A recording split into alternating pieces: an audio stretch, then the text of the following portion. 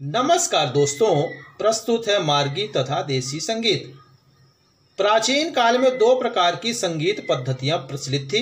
पहली को गांधर्व तथा दूसरी को गान कहा जाता था।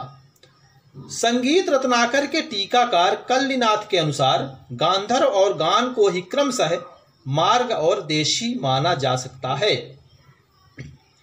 मार्गी संगीत प्राचीन काल में जिस संगीत को मोक्ष प्राप्त करने का साधन माना जाता था उसे मार्गी संगीत कहते थे।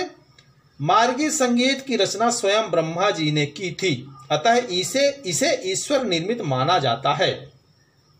कहते हैं कि सर्वप्रथम ब्रह्मा जी ने भरत को मार्गी संगीत की शिक्षा दी। गांधर्व लोग मार्गी संगीत में बहुत प्रवीण होते थे, शायद इसीलिए मार्ग संगीत को ही गांधर्व संगीत कहा जाने लगा। मार्गी संगीत या गांधर्व संगीत पद्धति में कठोर नियमों का पालन करना पड़ता था।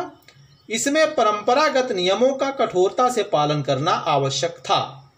यह शब्द प्रधान होता था तथा वेदों के समान अपौरुषेय माना जाता था। इसका प्रयोग आध्यात्मिक उत्सवों के समय किया जाता था। मार्गी संगीत का अब कोई भी स्वरूप हमें प्राप्त नहीं होता है। मार्गी संगीत को हम निम्न शब्दों में परिभाषित कर सकते हैं। वेदों के समान अपौरुषेय शब्द प्रधान व अचल संगीत पद्धति जो मोक्ष प्राप्ति का साधन हो उसे मार्गी संगीत कहते हैं। देशी संगीत संगीत रत्नाकर नामक आधार ग्रंथ में देशी संगीत के संबंध में कहा गया है। भिन्न भिन्न देशों के जन यानी मनुष्य अपनी अपनी रुचि के अनुसार जिसे गा बजाकर और नाचकर प्रसन्नता प्राप्त करते हैं अथवा हृदय का रंजन करते हैं वह देशी संगीत है।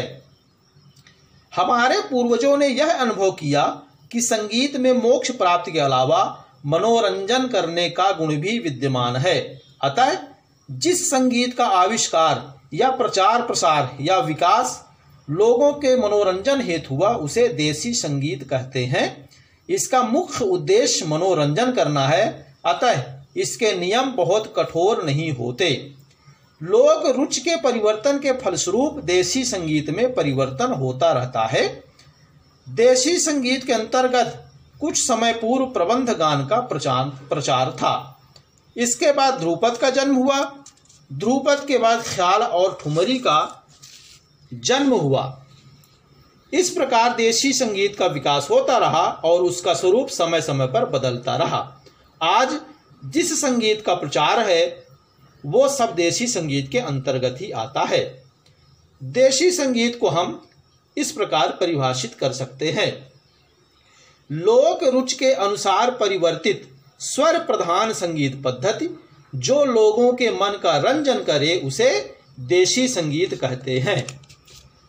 हमारा यह प्रयास आपको कैसा लगा, इस पर सुझाव और कमेंट्स हमें जरूर दें। यदि हमारे चैनल को आपने सब्सक्राइब नहीं किया है तो कृपया सब्सक्राइब कर लें, इसे लाइक करें, इसे शेयर करें और इस पर कमेंट्स दें। धन्यवाद।